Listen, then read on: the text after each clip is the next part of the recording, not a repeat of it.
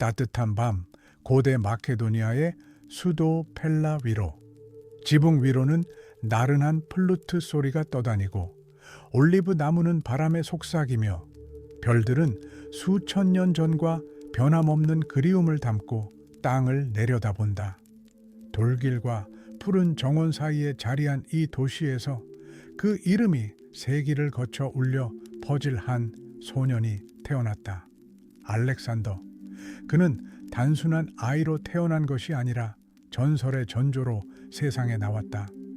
그의 어머니 올림피아는 그가 즈스에게서 잉태되었고 꿈속에서 용이 그녀에게 내려와 그녀의 태가 빛으로 환하게 비추어졌다고 말했다. 미래의 왕에 대해 말할 때 그런 말은 농담으로 하지 않는다. 귀족들은 속삭였다. 필립의 아들? 아니면 신의 아들? 그러나 알렉산더 자신은 어릴 때부터 이러한 대화에 익숙했다. 그리고 그것이 그에게 힘을 주면 받아들였고 방해가 되면 잊었다. 그는 궁전에서가 아니라 기대감 속에서 자랐다. 그의 아버지 필립 2세는 전사이자 정치인이자 개혁가였다. 그는 마케도니아를 통일하고 자신이 믿는 군대를 만들었다. 그는 동방의 강대국 페르시아를 정복하는 것을 꿈꿨다. 그러나 아들에게는 단순히 명성만을 바라지 않았다. 그는 아들에게 제국을 물려주고 싶었다. 그러나 알렉산더는 받는 것이 아니라 창조하는 것을 꿈꿨다. 어릴 때부터 소녀는 남들과 달랐다. 그의 시선은 직설적이고 밝고 탐구적이었다. 어른들이 말할 때는 경청했고 항상 대답할 수 없는 질문을 던졌다.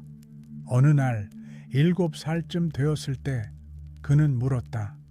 왜 해는 우리가 없는 곳에서만 뜨는 걸까요?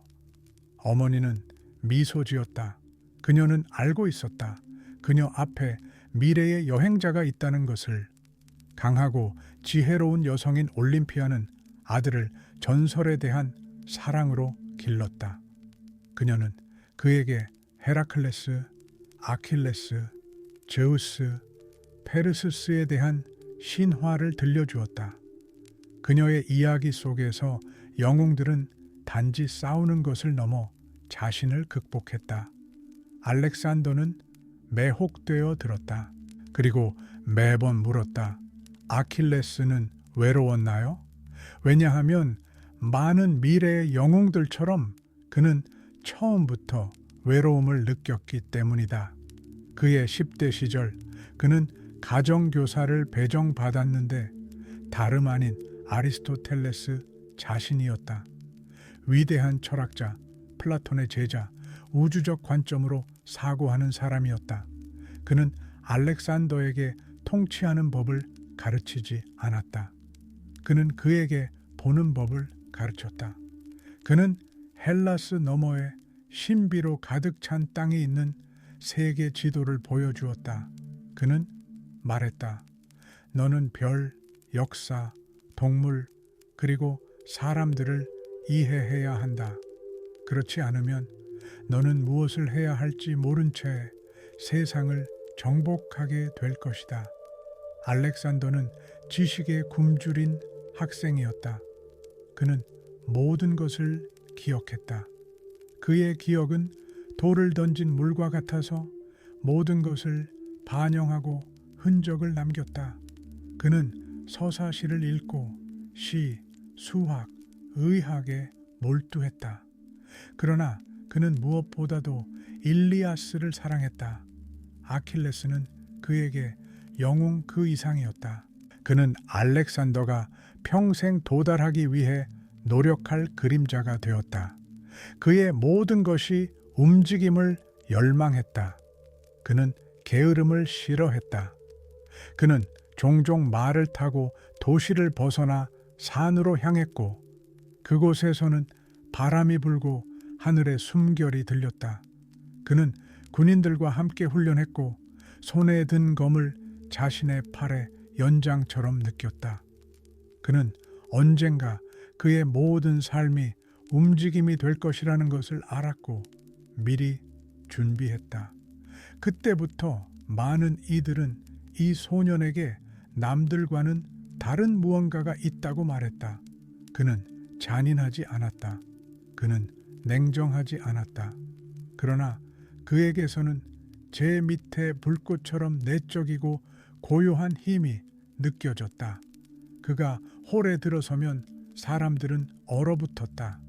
두려움 때문이 아니라 예감 때문이었다. 그는 아직 위대해지지 않았지만 이미 평범함과는 거리가 멀었다. 때로는 너무 오랫동안 하늘을 바라보아서 여러 번 불러야 했다.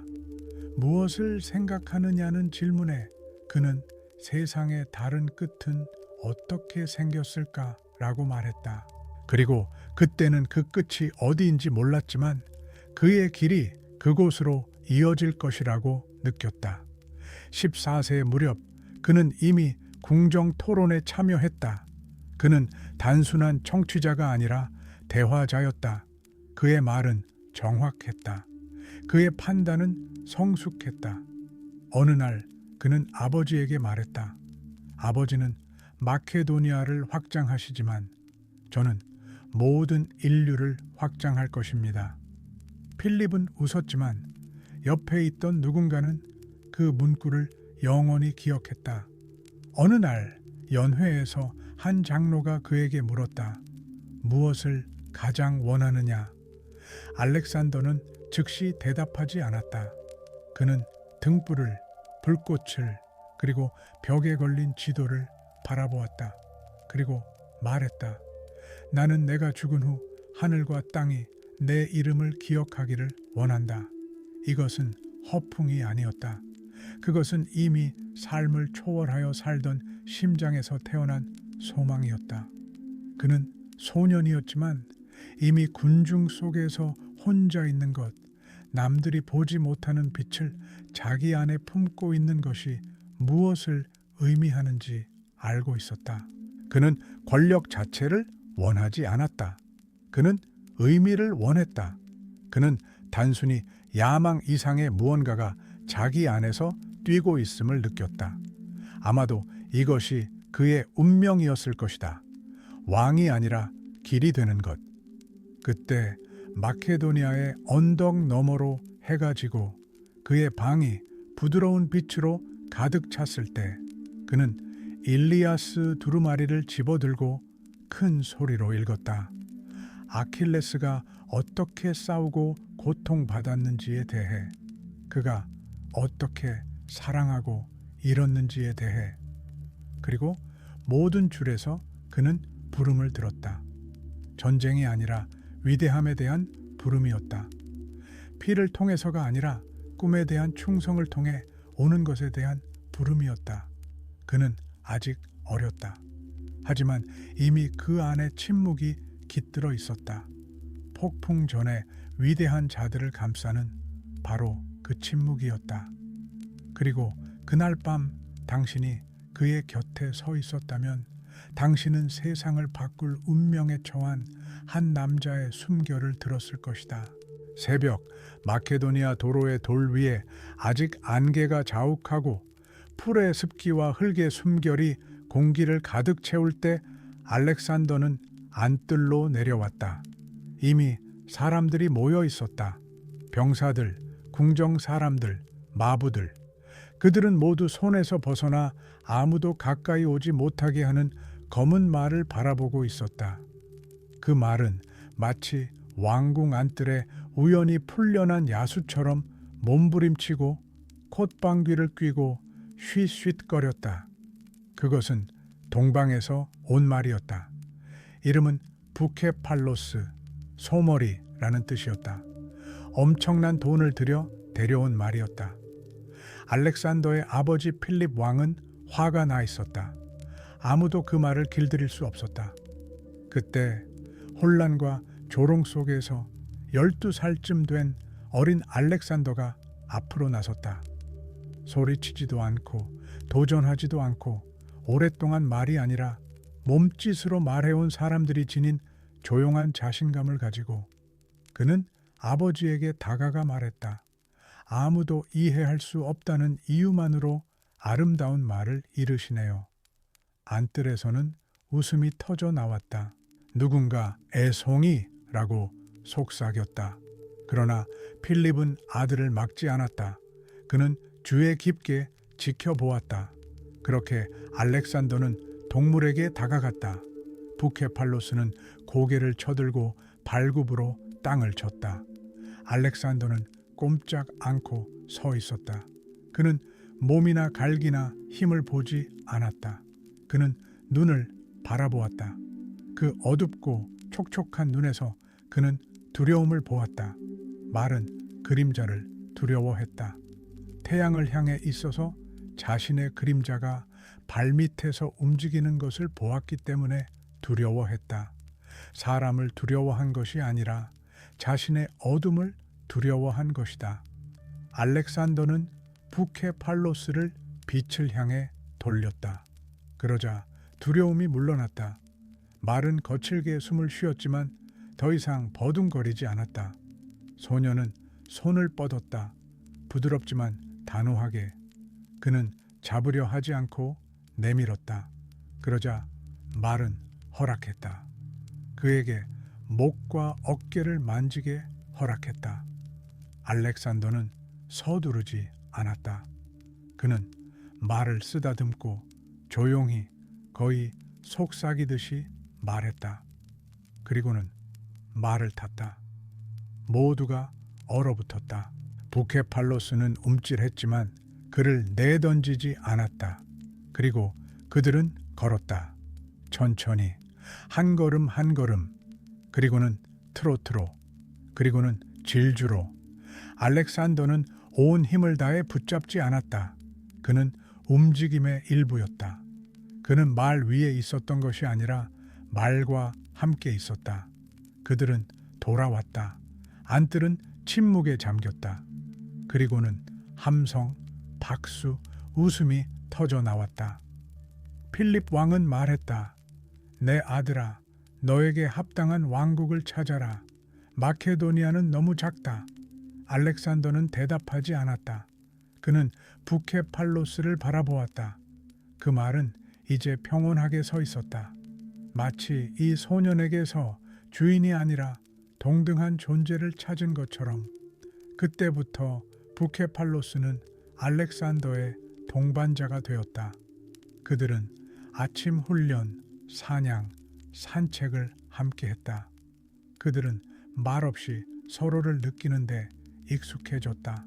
그리고 아마도 이 연합 속에는 나중에 그의 원정의 본질이 될 것, 즉 정복이 아니라 연결, 두려움이 아니라 이해, 권력이 아니라 빛을 향한 의지의 기초가 이미 놓여 있었다. 부케팔로스는 말 그 이상이었다. 그는 상징이었다. 야생의 세계를 구현한 존재였으며 눈에 그림자를 들이우지 않고 열린 마음으로 바라보면 이해할 수 있는 존재였다. 알렉산더는 이것을 알고 있었다. 그는 친구들이 왜 어떤 사람들보다 동물에 더 많이 의지하는지 물었을 때 그것에 대해 이야기했다. 말은 거짓말을 하지 않는다고 그는 말했다. 믿을 때 간다. 그리고 진실을 느낄 때 달린다. 가면을 쓰지 않는다. 이 말은 나중에 많은 사람들에 의해 반복되었다. 기록되었고 전해졌다. 왜냐하면 그것은 진실이었기 때문이다. 전투에서 태어난 것이 아니라 아침 햇살 아래 안뜰에서 아이가 폭풍을 길들일 수 있다고 믿지 않는 사람들 사이에서 태어난 진실이었다. 그러나 알렉산더는 길들이지 않았다. 그는 억압하지 않았다. 그는 들었다. 그는 느꼈다. 그는 다른 사람들이 보지 않는 곳을 보았다. 그리고 이것 때문에 그는 사랑받았다. 두려워하는 사람들조차도. 세월이 흘렀다. 부케팔로스는 나이가 들고 더욱 강해지고 더욱 노련해졌다. 그는 퍼레이드에 나가지 않았다. 그는 진정한 것을 위해 아껴졌다. 그리고 알렉산더가 말을 타고 나설 때마다 사람들은 말했다. 저기 야생의 짐승 속에서도 빛을 보는 자가 오고 있네. 이 에피소드는 겉보기에는 작고 소년과 말에 대한 이야기이다. 그러나 그 안에는 위대함의 모든 본질이 담겨 있다. 이해하고 신뢰하고 두려워하지 않는 것.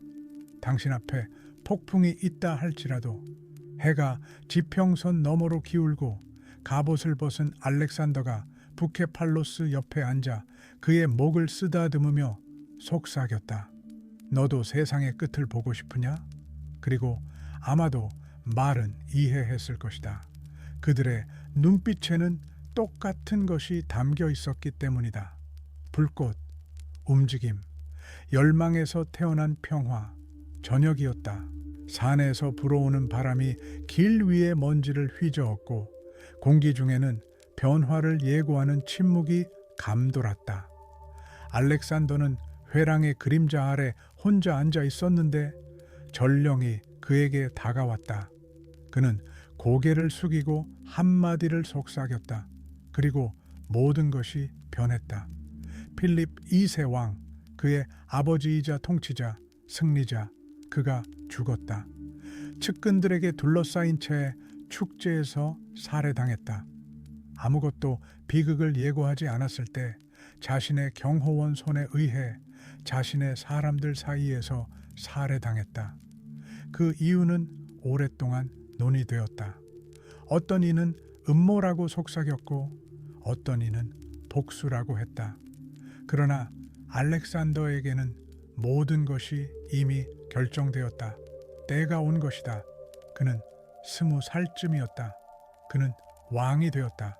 갑자기 준비할 시간도 없이 실수할 권리도 없이 마케도니아는 비록 강했지만 적들에게 둘러싸여 있었다. 헬라스인들은 다시 불평했다. 그리스인들은 고개를 들었다. 북방의 야만 부족들은 새로운 왕의 힘을 시험할 준비를 하고 있었다. 알렉산더는 움찔하지 않았다. 그는 큰 소리로 연설하지 않았다. 그는 행동했다. 먼저 그는 내부 반란을 진압했다. 그는 단호했지만 잔인하지 않았다. 그는 가능한 곳에서는 설득했다. 필요한 곳에서는 진압했다. 그는 존경을 살 수 없다는 것을 이해했다. 그것은 오직 쟁취할 수 있었다. 군대 앞에서 한 그의 첫 연설은 짧았다. 우리는 계속 나아갈 것이다. 아버지께서 시작하신 모든 것이 우리 길의 시작이 될 것이다. 우리는 상속받는 것이 아니라 창조한다. 이 말에는 단순히 젊은 패기 이상의 것이 담겨 있었다. 그 말에는 자신의 길이 국경을 넘어선다는 것을 아는 사람의 정신이 울려 퍼졌다. 그는 북쪽으로 원정을 떠났다. 젊은 왕의 소식을 들은 야만인들은 그를 의심했다. 그러나 알렉산더는 그들을 하나하나 격파했다. 그는 정복했을 뿐만 아니라 의지를 보여주었다. 그는 빠르고 단호하게 그리고 가장 중요하게는 직접 움직였다. 그는 천막에 있지 않고 전투에 있었다. 그는 후방에 있지 않고 선두에 있었다. 돌아와서 그는 남쪽으로 헬라스로 향했다. 아테네와 테베는 그를 경계하며 지켜보았다. 그리스인들은 마케도니아인들을 반쯤 야만인으로 여겨 싫어했다. 그러나 알렉산더가 테베에 접근하자 그들이 반란을 일으키자 그는 주저하지 않았다. 그는 도시를 포위하고 항복을 요구했다. 그들이 거부하자 그는 공격했다. 테베는 파괴되었다. 이것은 신호였다. 복수도 아니었다. 분노도 아니었다. 그러나 교훈이었다. 그리스인들은 이해했다. 새로운 왕은 아이가 아니다. 그는 폭풍이다. 그 후 알렉산더는 그리스 도시들의 동맹을 결성했다. 그는 위협하지 않고 설득했다. 그는 그들에게 호메로스의 후예 아킬레스와 오디스스의 자손이라고 말했다. 바다 건너 동방에 신전을 더럽히고 평화를 위협하며 헬라스를 비웃는 제국 페르시아가 있다고 말했다. 그는 원정을 제안했다. 영웅들에게 합당한 위대한 원정. 그의 아버지가 시작한 일을 완성할 원정. 헬라스인들은 영감을 받아 받아들였다. 그렇게 계획이 탄생했다. 그리고 이 계획에는 정치뿐만이 아니었다. 꿈이 있었다. 알렉산더는 필립에 대해 많이 생각했다. 그의 기억은 따뜻하지 않았다. 아버지는 엄격하고 때로는 가혹했다. 그러나 그는 위대했다. 그는 멀리까지 갈 수 있는 군대를 만들었다. 그는 팔랑크스를 개혁하여 유연하고 치명적으로 만들었다. 그는 단순히 통치한 것이 아니라 건설했다. 알렉산더는 이를 물려받았다. 그리고 더 나아갔다. 그는 군대를 강화했다. 최고의 사령관들인 파르메니온, 헤파이스티온, 페르디카스를 모았다. 그는 그들과 왕으로서가 아니라 동지로서 이야기했다. 그는 병사들과 함께 하늘 아래서 잠을 잤다. 그들과 같은 음식을 먹었다. 모든 것을 나눴다. 그리고 그렇게 함으로써 그는 마음을 얻었다. 그러나 마음 깊이 그는 알고 있었다. 이것은 시작에 불과했다. 페르시아는 거대했다. 그들의 군대는 수적으로 몇 배나 우세했다. 그들의 왕 다리우스는 이집트에서 인도에 이르는 땅을 다스렸다. 이것은 반란도 아니고 급습도 아니었다. 이것은 세계에 대한 원정이었다. 그리고 알렉산더는 자신이 단순히 전쟁을 하는 것이 아니라 가능한 것의 한계에 도전하는 것임을 이해했다. 그는 지도를 연구하고 페르시아 망명자들에게 물었고 경로를 만들었다. 그는 서두르지 않았다. 그러나 지체하지도 않았다. 그의 정신은 활시위처럼 팽팽했다. 그는 순간을 기다렸다. 그리고 마케도니아의 봄이 찾아와 별들이 제자리를 잡았을 때 그는 선포했다. 우리는 행군한다.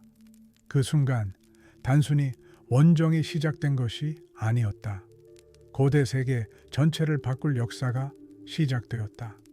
그가 어머니에게 작별을 고했을 때 어머니는 너는 적에게 가는 것이 아니라 너 자신에게 가는 것이다 라고 말했다.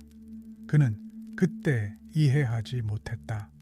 그러나 수년 후 바빌론의 궁전 그림자 아래 서서 그는 이 말을 기억할 것이다. 왜냐하면 그의 길은 단순히 지리적인 것이 아니었기 때문이다. 그것은 내적인 길이었다. 필립의 유산은 토대가 되었다. 그러나 이 제국의 벽, 탑, 돔은 알렉산더 자신이 건설해야 했다. 그리고 그는 준비되어 있었다. 그의 정신은 날카로웠다. 그의 심장은 자유로웠다. 그리고 하늘은 열려 있었다. 하늘은 맑았고 부드러운 바람이 돛을 흔들었다. 알렉산더는 배의 뱃머리에 서서 동쪽을 바라보았다. 앞에는 헬레스폰트, 유럽과 아시아를 가르는 해협이 펼쳐져 있었다. 그 너머에는 단순한 원정이 아니라 전설에서 영원으로의 전환이 시작될 땅이 있었다. 함대는 조용하고 자신감 있게 물을 건넜다. 파도는 부드럽게 선체를 때렸고 전사들은 침묵했다. 그들은 미지의 세계로 가고 있다는 것을 알고 있었다. 그들 각자는 조상들이 한 번도 가보지 못한 땅에 발을 디딜 것이라고 느꼈다. 역사가 스스로 다시 쓰여질 땅이었다. 아침은 황금빛이었다. 태가 수면 위로 떠올랐고 그림자는 사람들 자신보다 길어 보였다. 알렉산더는 마치 이 순간을 기억하고 싶다는 듯 손으로 물을 만졌다. 그는 미소 짓지도 연설하지도 않았다. 그는 그저 바라보았다. 그의 운명이 시작되는 곳을 바라보았다. 군대가 소아시아 해안에 상륙했을 때 알렉산더가 가장 먼저 내렸다. 그는 창을 땅에 던지고 선언했다. 나는 신들의 선물과 검의 열매로서 그대 아시아를 취한다. 이것은 정복 선언이 아니었다. 그것은 의식이었다. 그는 정복자로 온 것이 아니었다. 그는 잃어버린 것을 되찾으러 온 서사적 영웅이었다. 먼저 그는 트로이로 향했다. 아킬레스와 헥토르가 싸웠다고 전해지는 고대 유적지였다. 알렉산더는 아킬레스의 가묘에 화환을 바쳤다. 그는 한참 동안 그곳에 서 있었다. 그의 친구들은 그를 방해하지 않았다. 왜냐하면 그들은 알고 있었다. 이것은 형식이 아니었다. 이것은 만남이었다. 그가 어릴 때부터 마음에 품고 있던 영웅의 그림자와의 만남이었다. 그는 속삭였다. 제 길이 당신의 길에 합당하기를. 그리고 바람이 그에게 대답하는 듯했다. 그 후 첫 전투가 시작되었다. 페르시아의 사트라프들은 알렉산더를 기다리고 있었다. 그들은 마케도니아인들이 접근하고 있다는 것을 알고 있었다. 그러나 그들은 그러한 결단력과 속도를 예상하지 못했다. 첫 전투는 그라니코스 강에서 벌어졌다. 알렉산더는 직접 군대를 이끌었다. 그는 뒤에 서 있지 않았다. 그는 부케팔로스를 타고 창을 들고 앞으로 돌진했다. 마치 폭풍처럼, 번개처럼. 페르시아인들은 기겁했다. 전투는 치열했다. 전사들은 방패와 철퇴를 부딪히며 소리를 질렀다. 먼지가 하늘로 솟아올랐다. 그러나 알렉산더는 갈대밭을 헤치고 나가는 파도처럼 적진을 뚫었다. 그는 부상당했지만 계속 싸웠다. 그의 동료들이 그를 구했다. 그리고 저녁이 되자 전장은 그의 것이 되었다. 그라니코스에서의 승리는 그에게 소아시아를 열어주었다. 도시들은 하나씩 문을 열었다. 어떤 곳은 두려움 때문에, 다른 곳은 감탄 때문에. 그러나 알렉산더는 약탈하지 않았다. 복수하지 않았다. 그는 시민들을 동맹자로 대우했다. 그는 신전을 복원하고 신상들을 제자리에 돌려놓고 요청을 들어주었다. 그는 파괴를 가져오지 않고 질서를 가져왔다. 그리고 이것은 심지어 그의 적들도 놀라게 했다. 그는 수세기 동안 카라반들이 에게해에서 페르시아 내륙까지 이어졌던 고대 무역로를 따라 걸었다. 그는 신전, 시장, 궁전을 보았다. 그러나 그는 멈추지 않았다. 그의 시선은 항상 앞을 향하고 있었다. 알렉산더는 전쟁이 단지 전투만이 아니라는 것을 이해했다. 그것은 또한 말이었다. 그는 헬라스에 편지를 쓰고 보고서를 보내고 자신의 전설을 유지했다. 그때부터 그는 단순한 왕이 아니라 그 이상으로 불리기 시작했다. 그는 이미지가 되었다. 상징이 되었다. 그러나 속으로는 여전히 자신이었다. 그는 병사들과 이야기하고 아리스토텔레스를 회상하고 일리아스의 구절들을 읽었다. 때로는 저녁에 모닥불 옆에 앉아 침묵 속에 불꽃을 바라보았다. 그리고 그의 곁에 있던 누군가가 그가 속삭이는 소리를 들었다. 곧 나는 햇빛 아래로 내려갈 것이다. 이것은 전사의 목소리가 아니었다. 이것은 영광이 얼마나 짧은지 아는 사람의 목소리였다. 헬레스폰트가 뒤에 있었다. 유럽도 뒤에. 그의 앞에는 아시아가 있었다. 전투와 궁전, 사막, 예언자들이 기다리는 땅, 모든 것이 다를 곳, 그가 되어야 할 존재가 될 곳, 마케도니아 진영 위로 별들이 빛나고 병사들이 잠들었을 때 알렉산더는 스텝으로 나섰다. 혼자서. 그는 땅에 누워 하늘을 바라보며 물었다. 아킬레스 들리십니까? 그리고 아마도 영웅들의 그림자가 쉬고 있는 세상의 끝에서 누군가는 정말로 듣고 있었을 것이다. 메소포타미아 길의 먼지가 말발굽에서 피어올랐다. 지평선은 열기로 흔들렸고 그 흔들림 너머로 알렉산더는 자신의 목표를 보았다. 그는 깊이 파고들어 페르시아 제국의 심장이 뛰는 곳으로 향했다. 다리우스 3세의 제국은 수천 마일에 걸쳐 펼쳐져 있었다. 그것은 역사 자체만큼이나 광대했다. 그러나 알렉산더는 눈앞의 산을 보지 않았다. 그는 계단을 보았다. 그라니코스에서의 승리 후 길은 열렸다. 알렉산더는 남쪽으로 향했다. 그의 군대는 리키아와 카리아를 통과하고 사르디스를 우회하여 고대 페니키아로 들어갔다. 도시들은 항복했지만 전부는 아니었다. 밀레토스와 할리카르나소스에서는 싸워야 했다. 그는 노력을 아끼지 않았지만 불필요하게 파괴하지도 않았다.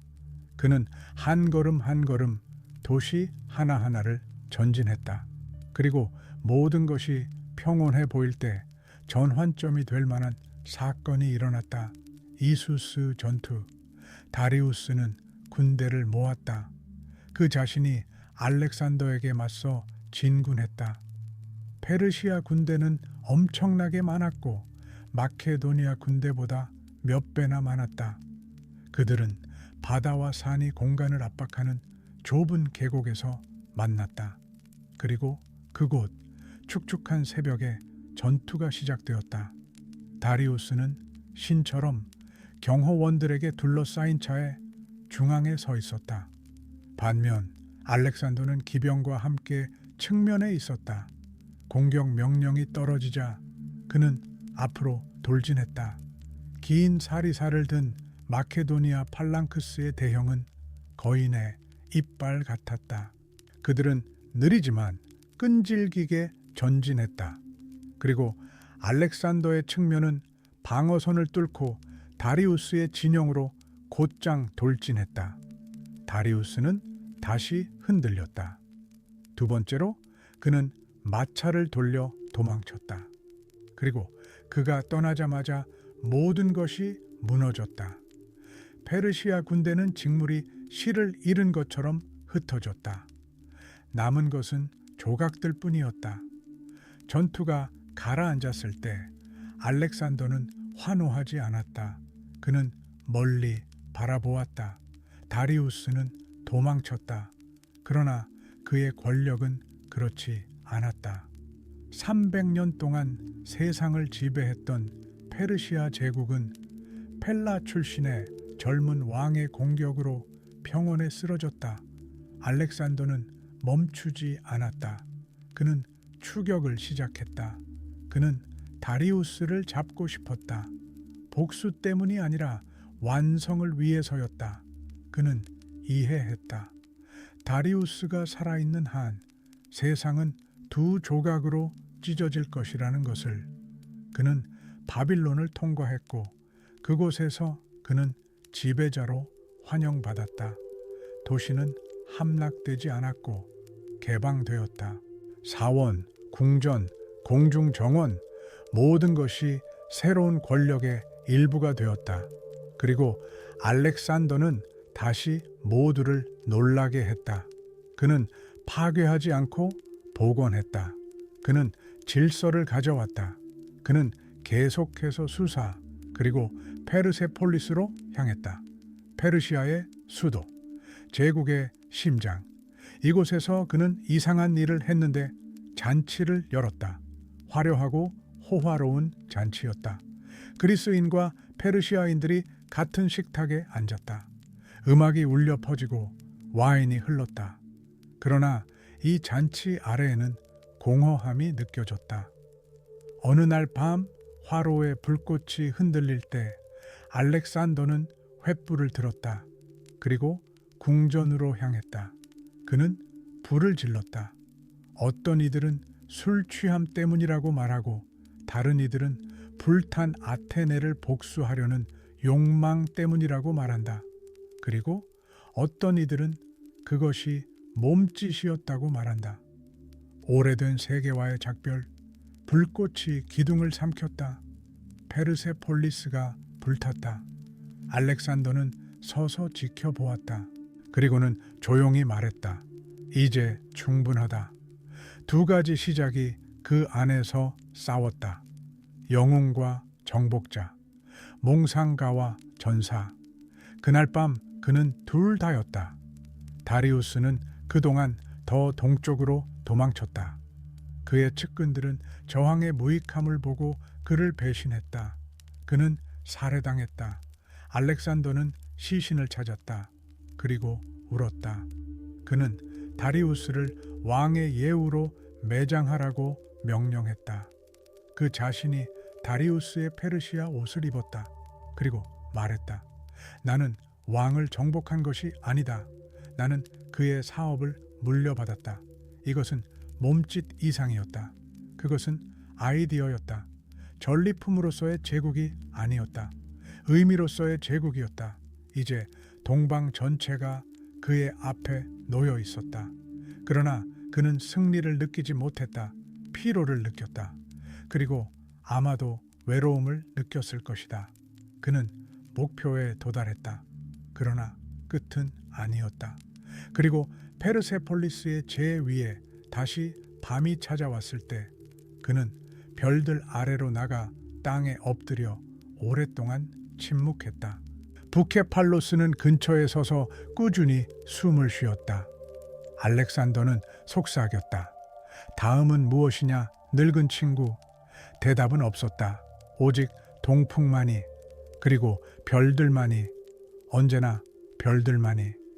페르세폴리스 함락 후 알렉산더의 길은 동쪽, 바위 산맥이 사막으로 바뀌고 도시들이 신기루처럼 계곡에 숨어있는 박트리아와 소그디아나의 땅으로 이어졌다. 그는 정복을 위해 간 것이 아니었다. 그는 멈출 수 없었기 때문에 갔다. 그의 원정은 더 이상 전쟁이 아니었다. 그것은 자기 자신을 찾는 내면의 여행, 길이었다. 이 땅들은 싸움 없이 항복하지 않았다. 지역 왕들, 군주들, 고지대 사람들은 그에게 대항하여 일어섰고 매복을 설치하고 협곡에 숨었다. 그러나 알렉산더는 화내지 않았다. 그는 이해했다. 이것은 악의가 아니라 미지의 것에 대한 두려움이었다. 그는 병사들에게 그들을 존중하고 땅, 법률, 심지어 저항까지도 존중하도록 가르쳤다. 소그디아나 어딘가에서 그는 록사나를 만났다. 그녀의 이름은 밝은 자를 의미했으며 전설에 따르면 그녀가 천막에 들어서자 횃불조차 더 부드럽게 타올랐다고 한다. 그녀는 지역 족장의 딸이었다. 왕비는 아니었지만 그녀에게는 뭔가 특별한 것이 있었다. 피와 길과 전투에 지친 알렉산더는 갑자기 마음이 부드러워지는 것을 느꼈다. 그는 그녀와 결혼했다. 계산 때문이 아니라 선택 때문이었다. 이것은 마케도니아인들 사이에서 속삭임을 일으켰고 헬라스인들 사이에서는 불만을 일으켰다. 그러나 그는 해명하지 않았다. 그는 그저 그녀의 눈을 바라보았다. 그리고 그 안에서 그가 통합하고자 했던 동방을 보았다. 그러나 그의 주변 모든 사람이 이 아이디어를 이해한 것은 아니었다. 어떤 이들은 알렉산더가 자신을 잃고 외부인이 되고 헬라스를 배신하고 있다라고 믿었다. 그들 중에는 아리스토텔레스의 조카이자 알렉산더의 원정에 동행했던 역사학자이자 철학자 칼리스테네스라는 사람이 있었다. 그는 페르시아식으로 왕에게 절하기를 거부했고 그의 신성을 인정하기를 거부했다. 그의 눈에는 알렉산더가 폭군이 되어가고 있었다. 알렉산더의 눈에는 그는 이해할 수 없는 존재였다. 갈등은 깊어졌다. 알렉산더는 민족의 통일, 서양과 동양의 결혼, 칼이 아닌 사상의 제국에 대해 점점 더 자주 이야기했다. 그러나 그의 명령은 이미 내려졌다. 칼리스테네스는 체포되었다. 나중에 그는 감옥에서 죽었다. 알렉산더는 침묵했다. 그것은 그의 인생에서 가장 어두운 밤 중 하나였다. 그는 모닥불 옆에 서서 칼리스테네스의 철학적 기록이 담긴 두루마리를 들고 위대함과 자만심 사이의 경계가 어디에 있는지 숙고했다. 그는 스스로에게 답을 하지 못했다. 그리고 또 다른 슬픔들이 있었다. 그의 가장 충성스러운 장군 중 한 명인 클레이투스 그라니코스 전투에서 그의 생명을 구했던 그 남자는 연회에서 언쟁을 시작했다. 그는 알렉산더가 동방의 독재자가 되어 마케도니아의 뿌리를 잊었다고 비난했다. 알렉산더는 분노하여 술에 취한 채 창을 잡고 그를 죽였다. 그 후 그는 어둠 속에 앉아 먹지도 말하지도 않았다. 그는 울부짖지 않았다. 그는 울었다. 이것은 왕도 정복자도 아니었다. 이것은 어린 시절부터 자신을 알았던 사람을 잃었음을 깨달은 남자였다. 그를 칭호 없이 이름으로 불렀던 사람, 그에게 동등하게 말했던 사람. 그는 도시를 건설하기 시작했다. 하나하나 마치 모든 인류를 돌과 말의 실로 연결하려는 듯 아시아 국경 교차로에 알렉산드리아들을 건설했다. 그들은 빛이 되어야 했다. 그러나 그는 이해했다. 빛은 오직 내부에서만 올 수 있다는 것을. 그리고 내부에 그림자가 있다면 벽은 구원하지 못할 것이다. 그는 계속 나아갔다. 숨쉬기 힘든 산 속에서도 그는 행군을 계속했다.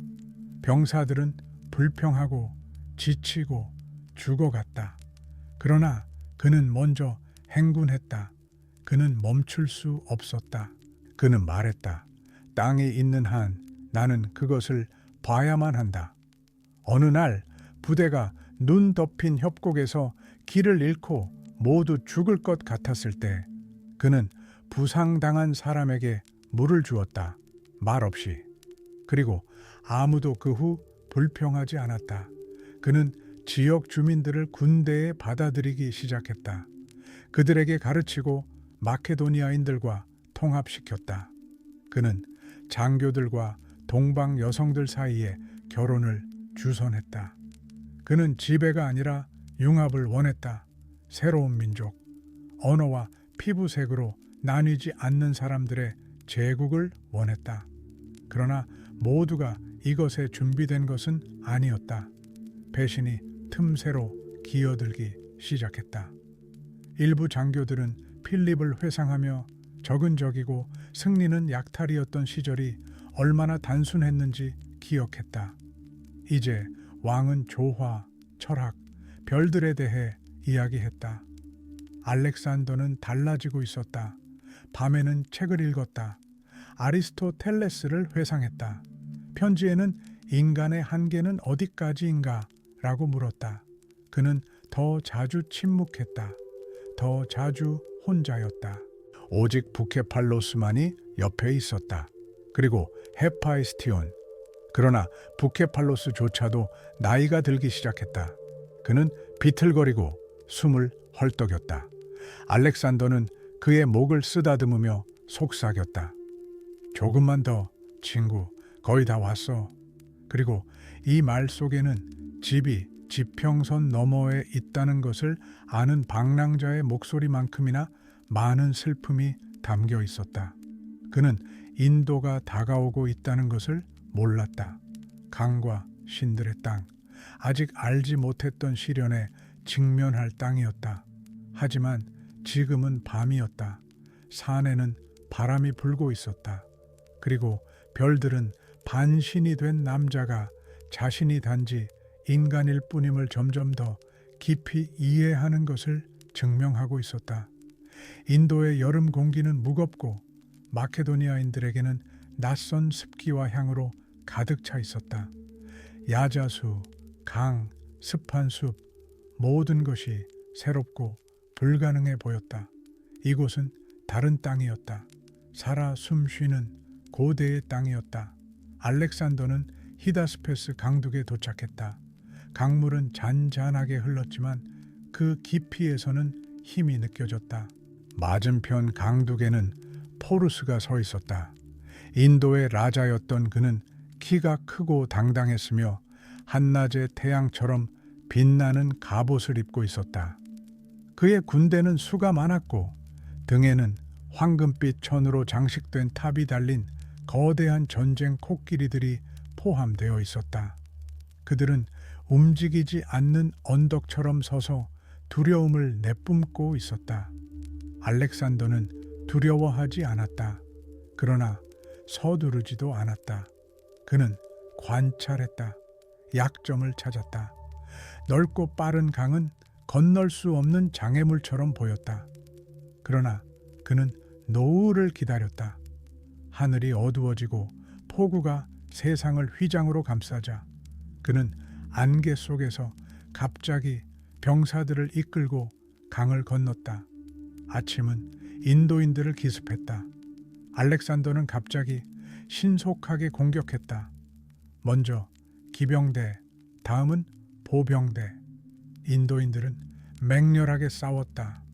코끼리들은 몸부림치고 짓밟고 울부짖었다. 전투는 잔인했다. 늙고 충실한 말 부케팔로스가 그와 함께 갔다.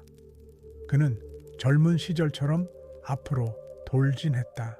알렉산더는 그의 숨결이 거칠어지고 다리가 떨리는 것을 느꼈다. 그러나 그는 멈추지 않았다. 창의 공격 아래, 거대한 코끼리의 그림자 아래 전투의 한가운데로 뛰어들었다. 포르스는 직접 싸웠다. 그는 부상당했지만 물러서지 않았다. 알렉산더는 그에게서 적이 아니라 동등한 존재를 보았다. 그들은 전투 한가운데서 눈을 마주쳤다. 그리고 그 시선 속에는 존경이 있었다. 포르스는 쓰러졌지만 굴욕당하지 않았다. 그를 알렉산더에게 데려왔다. 알렉산더는 물었다. 어떻게 대우해 주기를 바라느냐? 포르스는 대답했다. 왕이 왕을 대우하듯이. 알렉산더는 미소 지었다. 정확히 그렇게 될 것이다. 그는 포르스가 통치하도록 남겨두었다. 그는 전리품을 취하지 않았다. 그는 존경을 취했다. 그러나 대가는 컸다. 그날 저녁 상처 입고 지쳐버린 부케팔로스는 나무 아래 엎드려 다시는 일어나지 못했다. 알렉산더는 그의 곁에 앉았다. 그는 말없이 단지 그의 목을 쓰다듬었다. 마치 수년 전 마케도니아 안뜰에서 그랬던 것처럼 그는 속삭였다. 우리가 해냈어, 친구. 세상의 끝을 보았어. 고맙다. 그는 도시를 세우고 기념하여 부케팔라라고 명명했다. 정복을 기념해서가 아니었다. 우정을 기념해서였다. 병사들은 침묵했다. 그들은 단순히 말이 죽은 것이 아니라는 것을 알고 있었다. 그들의 젊음, 그들의 시작, 그들의 진실의 마지막 증인이 죽은 것이었다. 그 후 군대는 속도를 늦추기 시작했다. 사람들은 지쳐 있었다. 그들은 알려진 세계 전체를 횡단했다. 산, 사막, 강. 그들은 모든 것을 정복했지만 피로가 그들의 마음에 쌓였다. 알렉산더는 알고 있었다. 만약 그가 명령한다면 그들은 더 나아갈 것이다. 그러나 그는 혼자 가고 싶지 않았다. 그는 회의를 소집했다. 그는 장교들의 말을 들었다. 많은 이들이 존경심을 가지고 말했지만 돌아가기를 요청했다. 집으로, 자식들에게, 헬라스의 빛으로. 알렉산더는 오랫동안 침묵했다. 그리고는 말했다. 좋다. 우리는 돌아갈 것이다. 그것은 패배가 아니었다.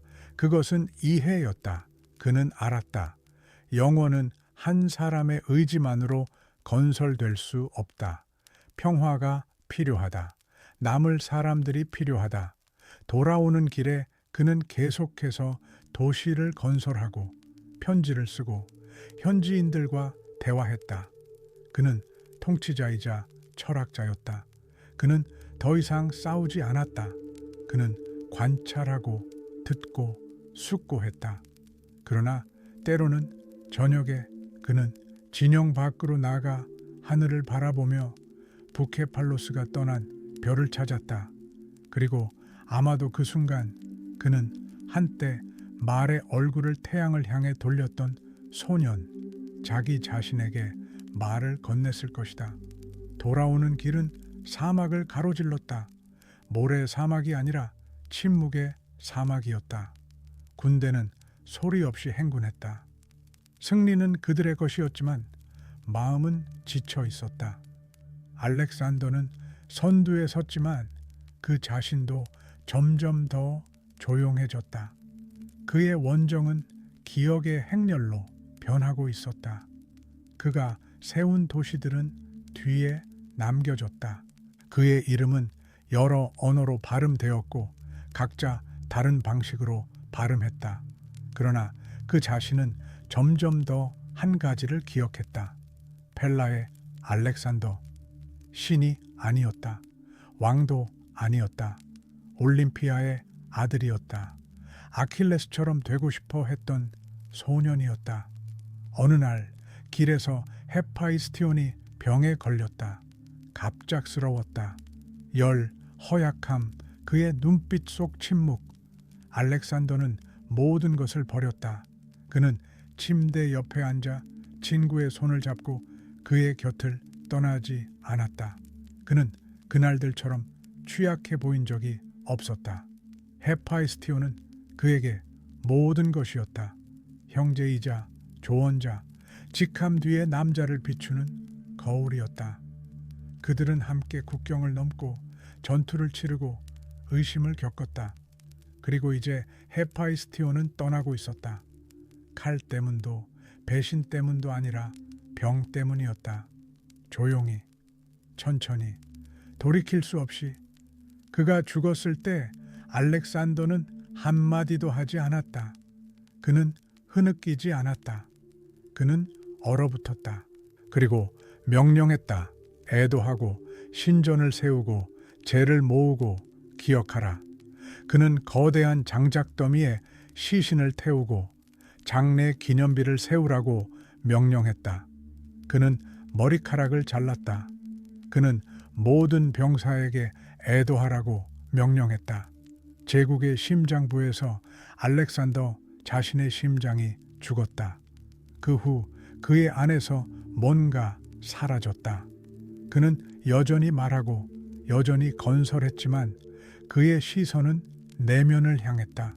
그에게서 초자연적인 무언가가 나타났다. 마치 그가 더 이상 사람들 사이에 없는 것처럼. 그는 바빌론으로 돌아왔다. 강과 야자수 사이에 있는 이 도시는 그에게 균형의 지점으로 보였다. 그는 그곳을 자신의 수도로 삼고 싶었다.